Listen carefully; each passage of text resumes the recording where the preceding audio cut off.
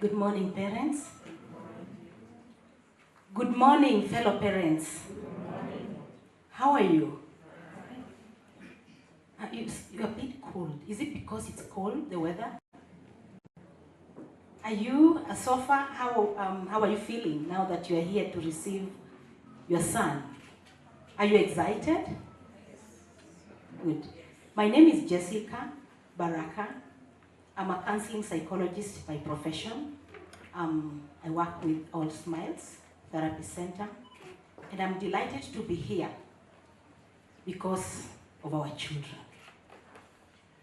And we've heard from my colleague Jedida, we've heard from our MC, Frida, and I know you parents, you have all this that we are telling you. I feel we are just repeating. We are in the information age, and I believe you've been to several parenting seminars. You've heard all this that we are talking. However, I just want to ask us, how prepared are you to receive your son? As a parent, when you brought your son to us, and we've been with your son since, today's the 10th day, and you're here, the graduates, we've taken through the program as psychologists. We've done our best. I believe we've done whatever that we've been able to do to, work with your sons. I just want to ask you parents, how prepared are you to meet this young man? Of course, we said it's boys to men. Are you ready to receive the man that you were expecting? How ready are you, fellow parents? We can sit here, we can talk, about all this, but are you really prepared to take care of your son? These are quite interesting times that we are living in. And maybe if I may ask, what is it that you've been doing even to just, help your son become the son that you want him to become?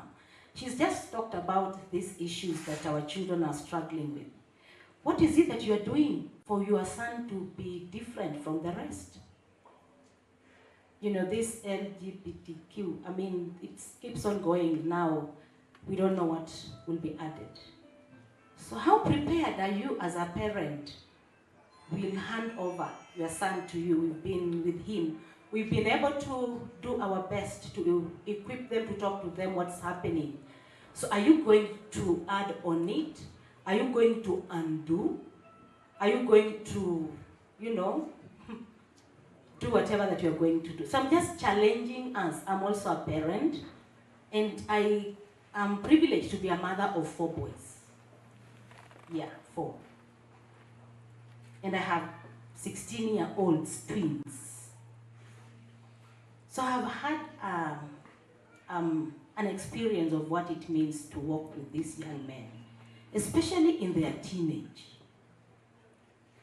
And I wonder, what is it that you've been doing as a parent that will help your son weather the storms of life? Can your son look at you as a parent and say, Mommy or Daddy has done his best, let me do my best to make my parents proud? I'm challenging even myself. It's not as easy as I am putting it, but it's something that we can work on it. I believe when you got your son, I believe as mothers, when you realize you are carrying a son, I believe you are happy, you are excited, you look forward to the delivery, and you've done your best to raise this young man. And now you've brought him to us, and we've been able to help him in terms of just taking through. And now we are about to give him back to you. And our prayer is, our desire is, you're going to build on what we have started. Of course, you're doing, so I'm not saying that there's nothing you've done. However, you're going to make your son a better person. I watched a clip, and someone was asking, like for the men, when you look at yourself, what is it that you are doing for, in terms of parenting, that will make your son become a responsible husband? That when you walk him down the aisle and he's getting married, you will not be worried, will he make it? Will this marriage last? So we've done our best as psychologists, but there's a lot that you can do as a parent. And I just want to talk about adolescence. In psychology, it's what we call identity versus role confusion. This is a moment they want to find someone they can identify with. I don't know if your son, for the fathers in the house, if I asked your son, who is your role model? Will you be the first one to come out from your son's mouth? Or even a mother, because life happens and you are the only parent to your child. Will your son say, my mom is my role model? I admire my mother. Because they can only get identity from the person they admire. So in teenage, as I said, it's called identity role, versus role confusion. Or your son is confused. He doesn't know, whom can I take after? He's been looking at school, maybe he's in a football club, the coach. Would you be happy to hear your son admiring another man or another woman? How would you feel if you asked your son, who is your role model? How would you feel when he mentions someone that is not even Kenyan? And we've had this happening. We've had the mention, especially those who love soccer. My house yesterday, there was a lot of noise because of soccer. They scream and sometimes I cringe. And they admire some of these footballers, sorry. So I'm just throwing this to us as parents. It's not easy. As my colleague mentioned, we are supposed to look for something in terms of, we're supposed to work to provide for our children. However, are we going to balance so that we don't leave inheritance that other people will come to enjoy, because we never raised our children to become responsible enough to guard, to protect what we have actually labored the rest of our lives. I'll tell you, as a psychologist, I have sat with young people, and they walk out of the counseling room and I am left crying. I'm thinking, what is happening with our children? And sometimes they don't even care about how much the parents have gathered in terms of wealth. As in, that's there. That is theirs. I want my own. So you are thinking, I am putting this for my son or my children. They're thinking, we want you, not what you are bringing.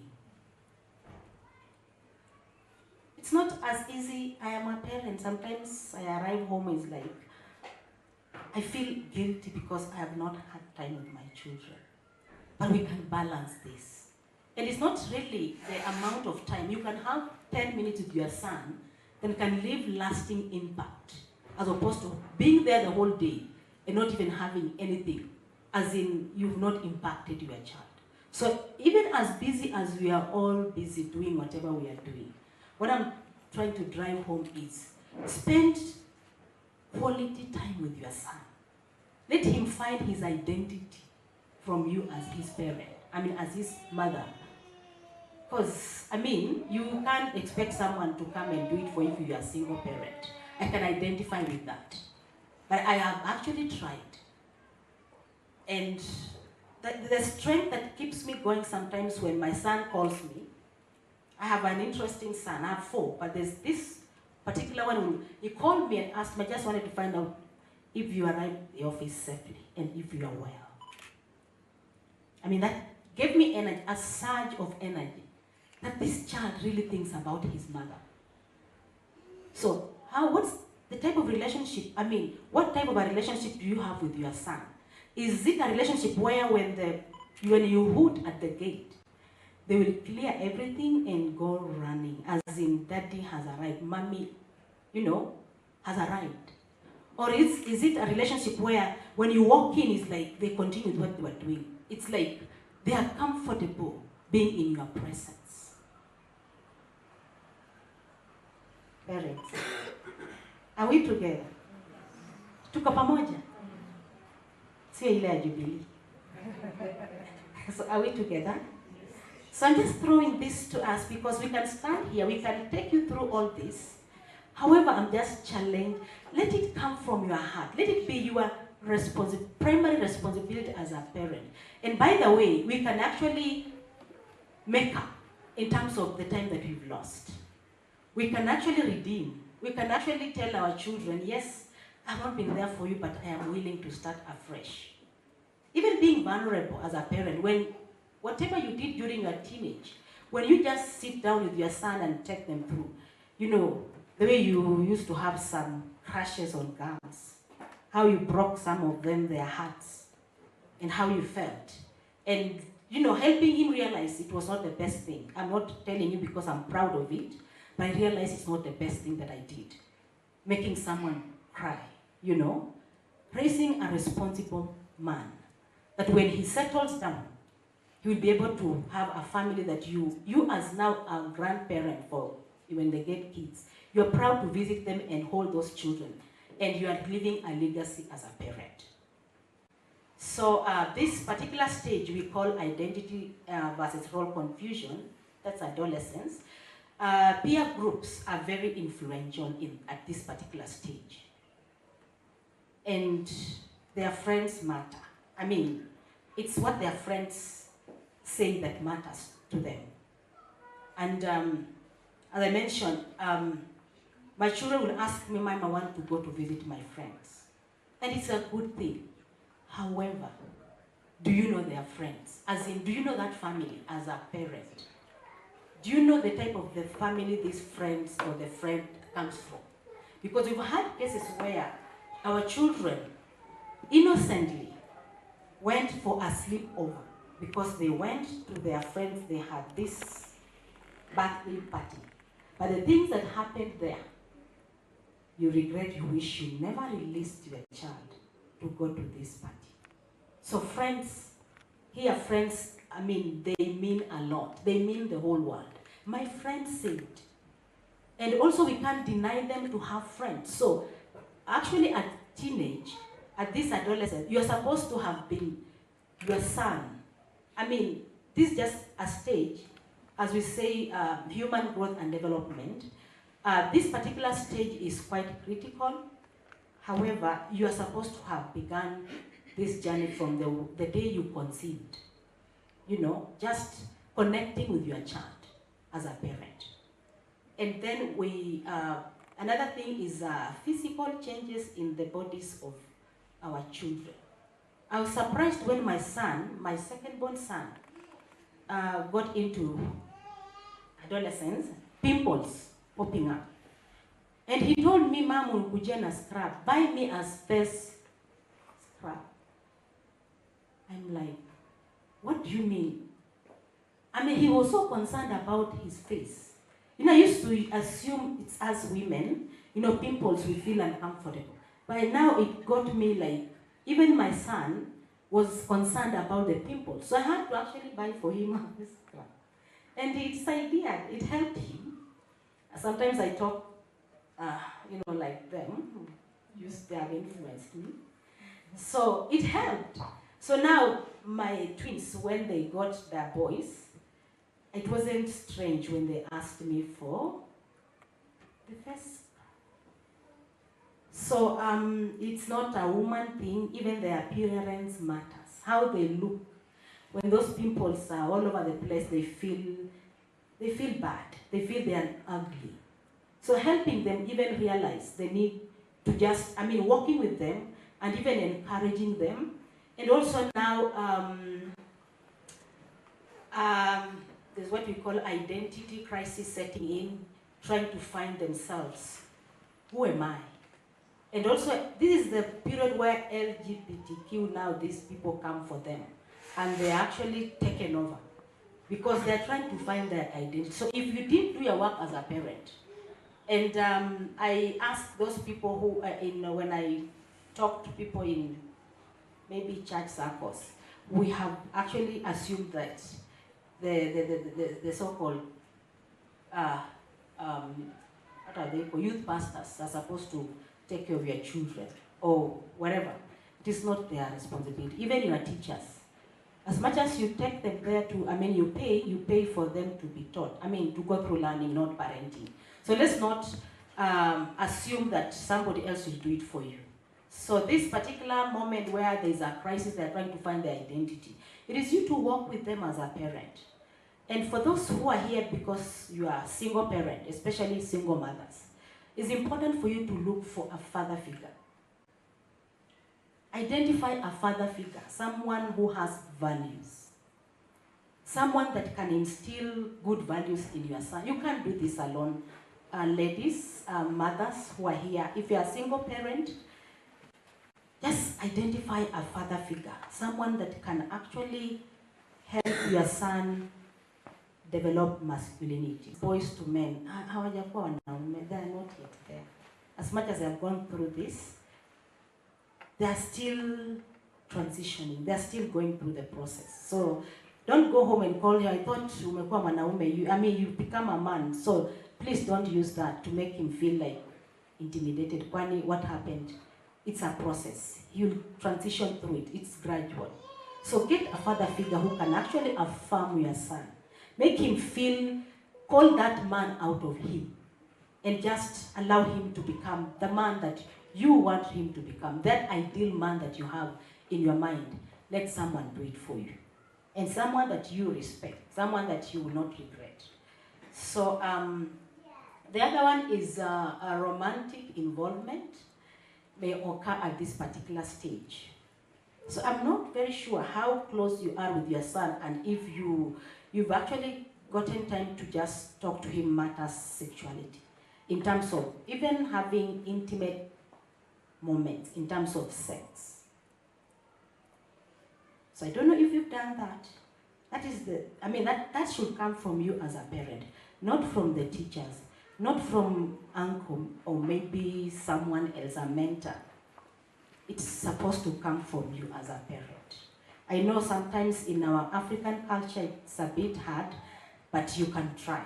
If you've not done it, it's a bit late, but you can actually just see how you can go about it if you've not done it. Then adolescents may begin, they begin to idolize their adult role models. I've talked about that. And my time seems to have gone, but I just want to also challenge you in terms of one of the big books I read by someone called Dr. 𝗕ance. He's written a book, it's called Raising Boys. He's also done a book, Raising Girls. And another book, one of my favorite, is Parenting Isn't for Cowards. And I would challenge you to buy that book. It's quite interesting, it's funny, you'll read, shed some tears, but you'll get something that can keep you going as a parent. So thank you so much, and I wish you well with your sons.